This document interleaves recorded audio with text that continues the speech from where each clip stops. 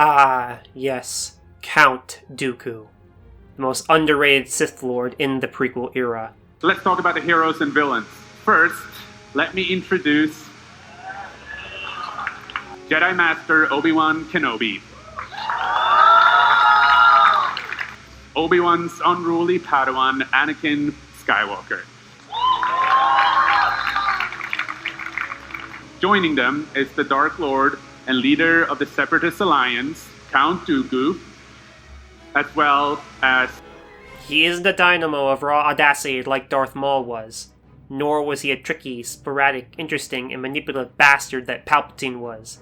No, Darth Tyrannus stood apart from them as a nobleman, a pure gentleman, aka a true duelist. His Makashi fencing style had preceded him, since Christopher Lee himself studied such disciplines. In my opinion, Christopher Lee is the very defining example of what it means to be a gentleman duelist, backed up with decades of experience not just in acting, but in life in general. So tell me, why does he here look like he's trying to get hit with teenagers? I know what I said previously with Obi-Wan Kenobi and Ben Kenobi, but I just have a hard time with Dooku's position here. Although his swings and attack flourishes are reminiscent of his one-handed fencing style, I still don't think it fits his character to have a she-end posture! Hell, Dooku viewed other lightsaber forms outside of his chosen one with utter disdain. But still, I must swallow my own medicine with this one. At the very least, he can use lightning and telekinetically throw people around. Yep, this game allowed you to play as C-3PO. And somehow I feel like it works with him using a golden lightsaber hue.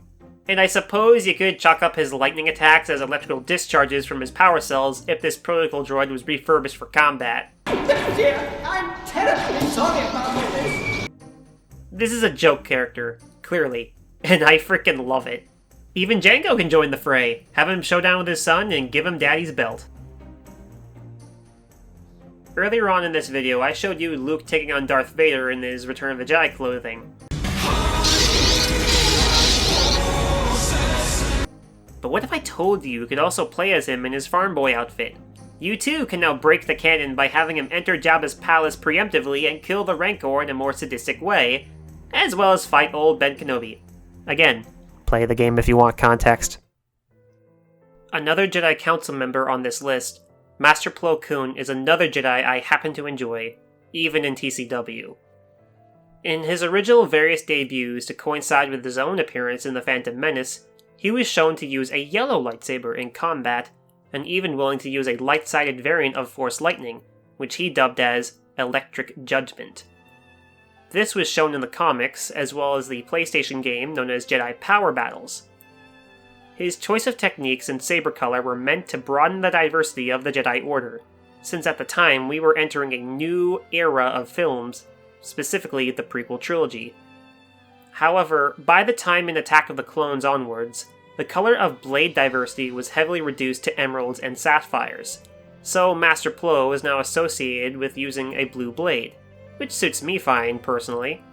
Master Plo was known to have a very black and white approach to every situation he was in. But in my opinion, Plo is still one of the better examples I would show to people of what it takes to be a Jedi Master, and that maybe Jedi life isn't as bad as people make it out to be.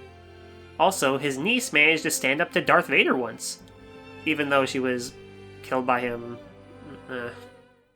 I also love using Kit Fisto as an example of how applying the Jedi Code to your life doesn't mean emotional confinement. He is the kind of Jedi Master who has an exuberant sense of humor in dangerous situations, which makes him an outlier amongst other Jedi peers.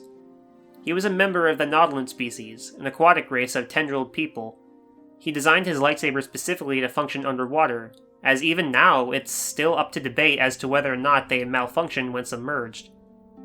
He even had a personal bond with Aayla Secura, but like all good Jedi should, he made sure to keep his feelings under healthy control. And that's the key word, healthy control.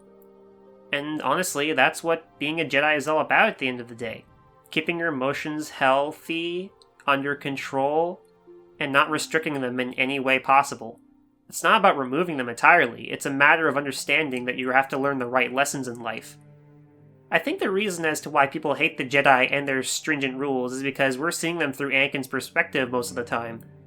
And we all know how messed up he is internally, huh? Character studies aside, I really love how his model is spot on as he is depicted in both the films and even in the Clone Wars series. I also like the added bits of detail where his tendrils are flailing about while he's moving. Ki-Adi-Mundi comes from a unique species, to say the least. For starters, his race has a set of binary brains, which explains the large, pointed craniums that they all have. But you see, he was one of the few Jedi who was actually allowed to marry and have a family. But again, the circumstances lie in the context of his story.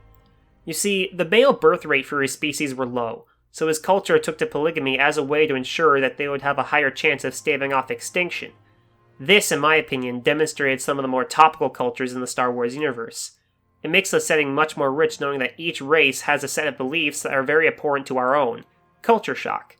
Which again speaks in turn for the Jedi, and even speaking in volumes for characters like Leia or Padme, because they don't judge them quite so readily despite those cultural differences. At the same time, however, I feel like this is something that Lucasfilm would shy away from out of fear of meeting negative audience reactions. While Ki-Adi-Mundi did love his various wives and daughters, he found it increasingly difficult to balance both his commitments towards the galaxy at large and his family. Commitment and duty being the operative words.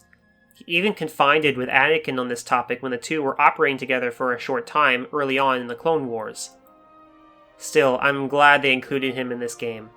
He may be a bit odd in terms of head shape, but I love him as a character. So again, it only breaks my heart further knowing how his life ends without his family even knowing.